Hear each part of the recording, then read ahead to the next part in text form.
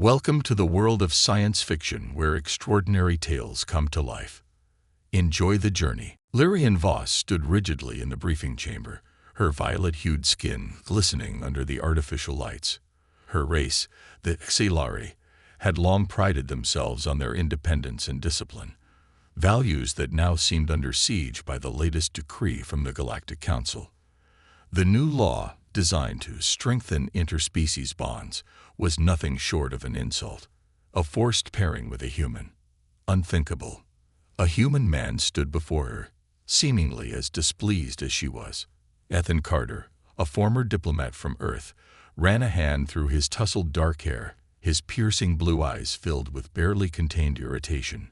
"So let me get this straight," he said, addressing the council representative. "We're expected to just live together, be partners." His voice carried a sharp edge. The council representative, an older being with metallic gray skin, nodded solemnly. "You are to cohabitate, learn from each other, and demonstrate unity in this new era of intergalactic relations. Compliance is mandatory." Lyrian's hands clenched into fists. "Mandatory. And if we refuse, failure to comply will be met with disciplinary action," the official responded coldly. "This is not just about personal choice. It is about the survival of galactic harmony." Lyrian exhaled sharply, her frustration evident. This was not what she had spent her life training for. As an officer in the Xilari Defense Corps, she had fought against pirate raids, led reconnaissance missions, and survived the harsh deserts of Volta 6. And now she was being reduced to some kind of political experiment. Ethan, on the other hand, seemed to be wrestling with his own thoughts. He had spent years negotiating peace treaties, preventing conflicts and brokering fragile alliances. But forced companionship with an alien woman, it felt like an insult to everything diplomacy stood for. "Look," he said after a long pause, "I don't like this any more than you do, but fighting won't get us anywhere. Maybe we just find a way to survive this, without actually getting in each other's way." Lyrian studied him, her sharp golden eyes narrowing. "You assume we can simply ignore this situation. That is a naive outlook, human." Ethan's lips quirked into a wry smile. "Name's Ethan. And trust me, I don't do naive."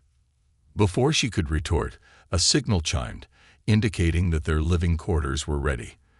The council had assigned each pair a shared habitation unit, fully expecting them to integrate their lives seamlessly.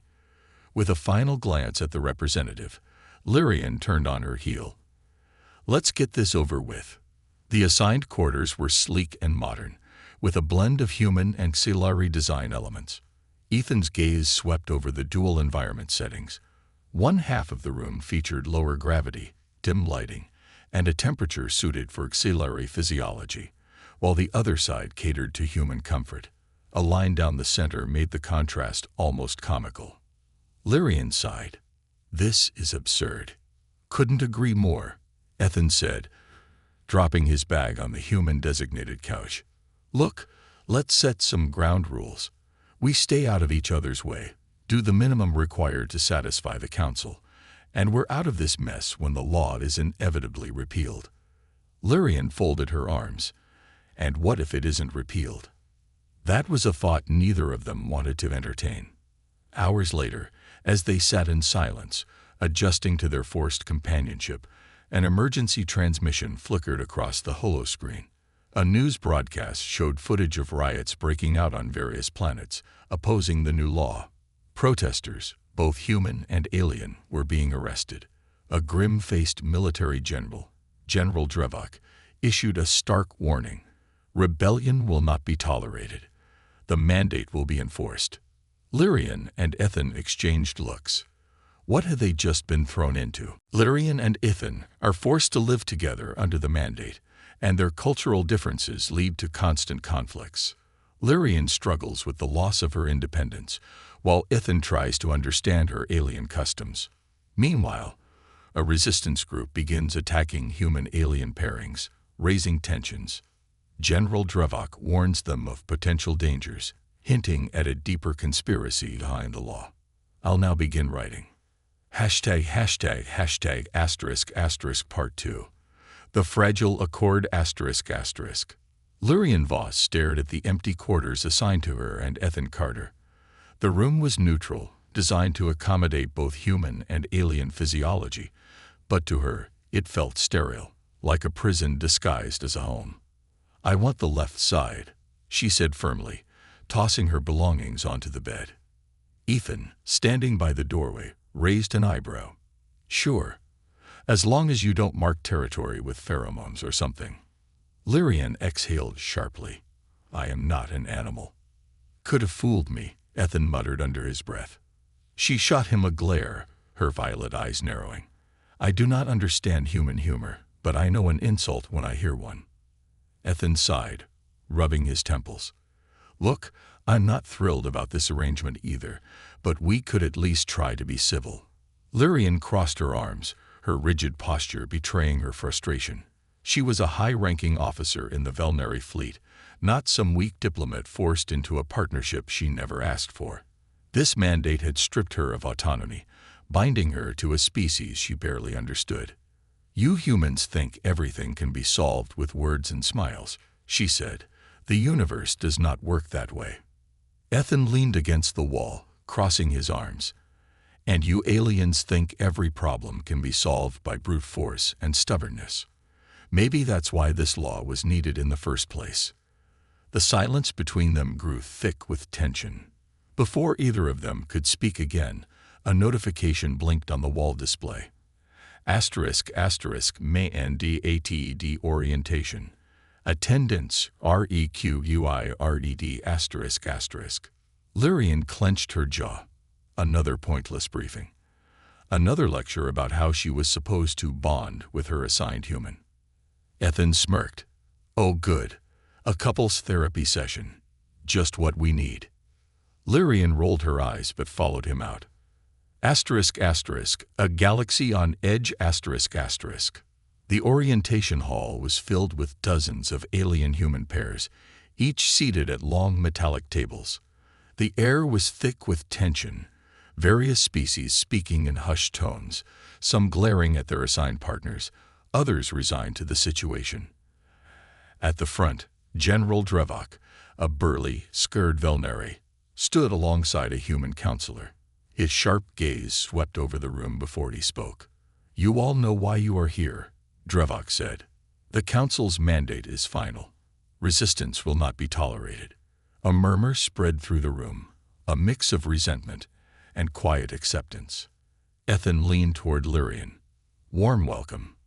Lyrian ignored him, keeping her eyes locked on Drevok.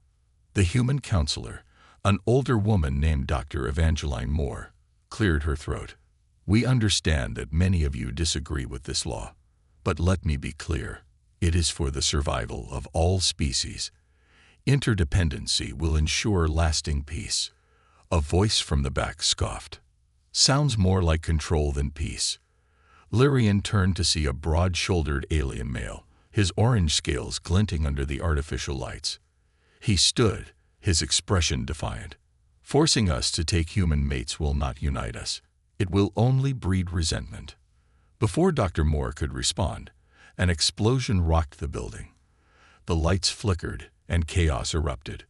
Lyrian's instincts kicked in.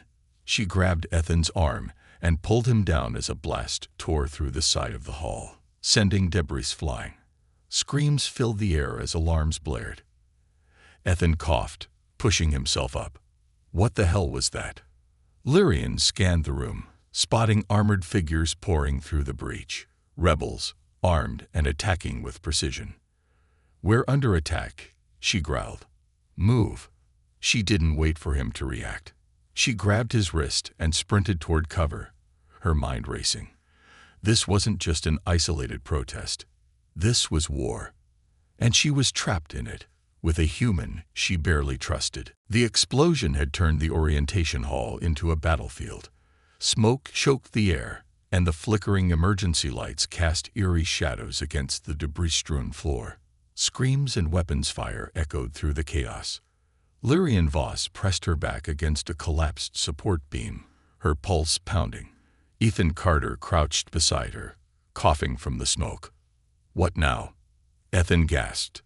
Lyrian's violet eyes scanned the attackers, armored figures moving with military precision. These weren't mere protesters. They were trained operatives. "We fight," she said. Ethan snorted. "With what?" "My charming personality." Lyrian grabbed a fallen soldier's sidearm and tossed it to him. "Try this instead." He fumbled but caught it. "Right. Much better." Blaster fire erupted around them as the rebels pushed forward. Lyrian fired back, her shots clean and efficient, each blast hitting its mark. Ethan, less experienced, took careful aim before firing, managing to keep their attackers at bay. Through the smoke, Lyrian spotted General Drevuk, pinned behind an overturned table.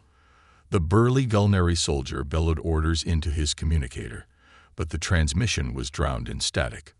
"The Council's security has been compromised," Lyrian muttered. This attack was planned. Ethan gritted his teeth as he fired at an advancing rebel. "You think?" Before Lyrian could respond, a figure broke through the smoke, a towering alien with dark red plating and piercing yellow eyes. His armor bore the sigil of a faction long thought extinct. "The Crimson Veil," Lyrian whispered, recognition sending a chill down her spine. Ethan glanced at her. "That means something to you." She nodded grimly. They were an extremist faction, disbanded after the last interspecies war. Their leader was executed, or so we thought. The red-plated warrior raised a gauntleted hand, signaling to his troops. The gunfire ceased, and silence fell over the wreckage. "You cower behind human laws," the warrior boomed. His voice reverberated through the ruined hall. "Forced integration is not unity. It is subjugation." Lyrian stood, gripping her weapon. "And what do you offer?" "More war." The warrior tilted his head. "Freedom." "By killing innocents?" Ethan spat. The warrior's yellow eyes fixed on him. "Humans do not belong in our affairs." A single gesture from him, and the rebels raised their weapons. Lyrian didn't hesitate. She grabbed Ethan's arm and pulled him into motion just as the room erupted into violence again. #####*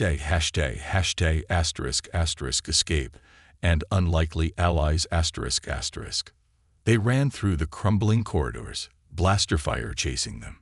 The once sterile hallways were now filled with the wounded, the dying, and the relentless pursuit of the Crimson Veil. "We need an exit," Ethan shouted. Lyrian scanned the area. "Landing bay. This way." They rounded a corner, only to be met with more rebels. Lyrian cursed and fired, dropping two before ducking into a side passage. Ethan slammed into the wall beside her, breathing hard. "We're not getting out of here, are we?" Before Lyrian could answer, a figure emerged from the shadows, tall, lean, with piercing silver eyes. "Callan Oris," Lyrian said, recognizing the rogue scientist. Callan smirked. "I wondered when you'd come running." Ethan frowned. "Who is this guy?" "A mistake from my past," Lyrian muttered. Callan chuckled. "Oh, don't be so cold. I'm here to help." Ethan looked between them. "And we trust him because..." "Because," Callan said, "I know why this law was really passed." Lyrian's eyes narrowed. "Explain." Callan leaned in, his voice a whisper. "The mandate isn't about unity. It's about control." Ethan scoffed. "No kidding." Callan shook his head. "You don't understand. It's not just political. It's genetic." Lyrian stiffened. "What do you mean?" Callan glanced around. "Not here. Too many ears." An explosion rocked the station, and Lyrian made a decision. She grabbed Ethan's arm. "We go with him." Ethan hesitated, then nodded. "Fine. But if he tries anything, I shoot him." Callan smirked. "I'd expect nothing less." Together, they ran toward the unknown, the Crimson Veil closing in behind them. The stolen transport shot through the black void of space, its engines humming softly as Lyrian Voss kept her eyes locked on the controls. The station was long behind them, but the tension still lingered in the air. Callan Oris leaned back in his seat, an infuriating smirk on his face. I assume you both are ready to hear the truth now. Ethan Carter, sitting beside Lyrian, scoffed. After nearly getting blown up. Yeah, I'd say we earned it. Lyrian didn't look at Callan, her fingers tightening around the control panel. Start talking. Callan's silver eyes gleamed. The Council lied to you. This mandate isn't about interspecies relations. It's about breeding. Ethan blinked. I'm sorry. What? Callan continued, his tone disturbingly calm. The law forces alien women to take human mates because the Council discovered something centuries ago. Human DNA is uniquely adaptive. Lyrian finally turned to face him. Explain. Callan pulled up a data pad, displaying genetic schematics. Humans have a peculiar genetic trait, one that allows hybrid offspring to inherit the best traits of both parent species. The Council realized this and saw an opportunity. By controlling reproduction, they could manipulate future generations, shape the perfect interspecies population. Ethan ran a hand down his face. So this whole thing isn't about peace. It's eugenics. Callan nodded. Precisely. Lyrian's stomach churned. She had despised the mandate for taking away her choice. But this was something far worse. She turned to Callan. And how do you know this? His smirk faded. Because I helped them design the research models. Ethan stiffened. You worked for them. Callan's expression darkened. A long time ago. Before I realized what they were doing. Lyrian's fists clenched. You should be executed for what you've done. Callan didn't flinch. Perhaps. But right now, you need me. Ethan exhaled sharply. So what do we do? Callan leaned forward. There's a rebel leader, Commander Selix. He's been gathering evidence against the Council. If we can get to him, we can expose everything. Lyrian didn't trust him. But for now, he was their best shot at stopping this. She adjusted their flight path. Then let's find him. ###***** meeting the rebellion ****. The hidden rebel base was buried deep within the ice caverns of Zereth 4, a frozen world on the edge of Council-controlled space. As the transport landed, Lyrian, Ethan, and Callan were greeted by armed guards. One of them, a tall woman with cybernetic implants, stepped forward. You weren't followed. Lyrian shook her head. No, but if we don't act fast, the Council will come looking. The woman nodded. Come. Commander Selix has been expecting you. They were led through the base, the walls thick with frost, the air cold and sharp. Dozens of rebels moved through the tunnels, their faces hardened by war. In the central chamber, a tall, broad-shouldered man stood over a holographic map of the galaxy. His eyes flicked up as they entered. Lyrian Voss, he said, voice deep and steady. I've heard of you. Lyrian squared her shoulders. And I've heard of you, Commander Selix. I assume you know why we're here. Selix nodded. Callan filled me in. His gaze shifted to Ethan. And the human. Ethan folded his arms. The human has a name. Ethan Carter. And yeah, I want to take down this nightmare of a law just as much as you do.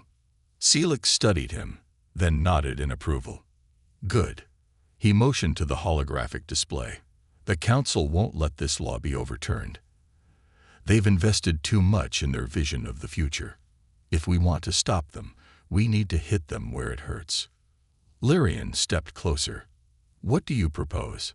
Selix's expression hardened. We take the fight to them. ###*******. The plan *******. Selix pointed at a glowing red marker on the map. The Council's genetic archives. It's where they store the original research behind the mandate. If we can break in and leak the truth, we turn the galaxy against them. Ethan whistled. Let me guess, it's heavily guarded. Selix smirked. Like Fort Knox. Callan sighed. So we're breaking into the most secure facility in the galaxy. Wonderful. Lyrian's eyes gleamed with determination. Then we'll need a distraction. Celix nodded. That's where my forces come in. We'll stage an attack on one of their fleets, drawing attention away from the archives. Ethan looked at Lyrian. This is insane. She smirked. Would you rather go back to debating marriage contracts? Ethan chuckled. Good point. Celix placed a hand on the table. We move at dawn. The battle for the truth was about to begin. The rebel fleet emerged from hyperspace like a silent storm. Warships, patched together from stolen council vessels and old fighter crafts, raced toward the target. The council's defenses lit up in response, and within moments, space was ablaze with battle. Inside a stolen council dropship, Lyrian Voss, Ethan Carter, and Callan Oris braced themselves. The target lay ahead. The genetic archives, a massive station orbiting a dying red star. It was the beating heart of the Council's experiment, the place where the truth had been buried for decades. This is your last chance to back out. Celix's voice crackled over the comms. Lyrian gripped the controls. Not a chance. Ethan sighed. I really should have been an accountant. Callan smirked. Too late now. The dropship shook as they broke through the station's outer defenses, slipping past the chaos of the larger battle. The moment they hit the docking bay, Lyrian was out of her seat, weapon in hand. Move fast, she ordered. We won't get a second chance. The halls of the station were pristine, untouched by war. The contrast was unsettling. Outside, ships burned, but here, everything was sterile, clinical. Callan led the way, bypassing security doors with a stolen council access key. We need the central database, he whispered. Lyrian scanned the corridors. Where's the resistance? Ethan frowned. Yeah, I expected guards. A chill ran down Lyrian's spine. It was too easy. They reached the archive chamber, a massive vault containing the genetic blueprints of every recorded species. Monitors flickered with streams of data, decades of research detailing hybridization and controlled reproduction. Ethan stared at the screens. They've been doing this for centuries. Callan moved quickly, plugging a device into the main console, uploading everything to the Rebel network. Lyrian's eyes scanned the room, her instincts screaming. Something isn't right. Then the alarms blared. Doors slammed shut, locking them in. From the far wall, a hologram flickered to life, an older man in a regal council uniform. Councillor Varys, one of the architects of the mandate. His gaze was cold, calculating. Did you truly think we wouldn't anticipate this? Lyrian's grip tightened on her weapon. You knew we were coming. Varys nodded.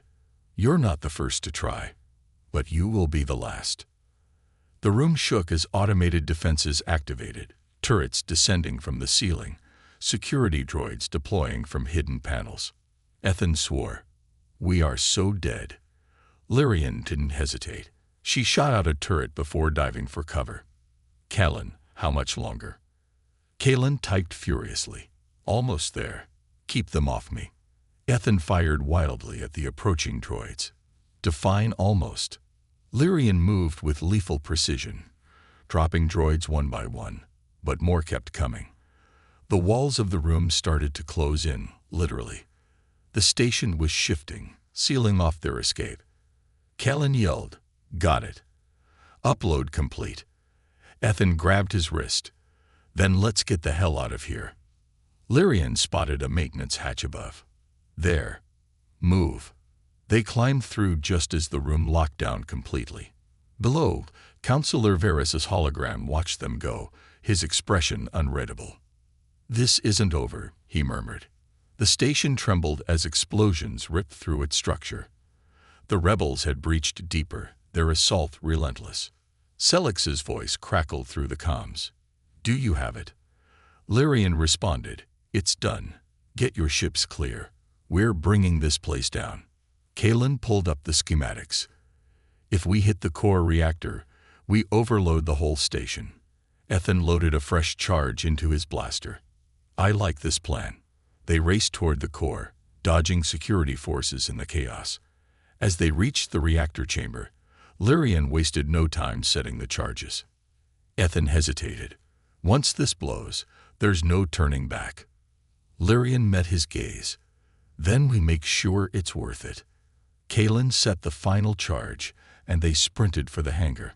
Security forces poured in behind them, but the battle outside was turning. Rebel ships outmaneuvered the Council's forces, their unity stronger than the forced pairings the law had tried to create. As they reached their stolen dropship, Lyrian turned back one last time. The station, this monument to control and manipulation, was about to fall. And with it, the Council's lies. From the cockpit, they watched the archive station explode, the shockwave rippling outward. The Council's last great secret was gone. The rebels cheered over the comms, but Lyrian remained silent, watching the fire consume the station. Ethan exhaled.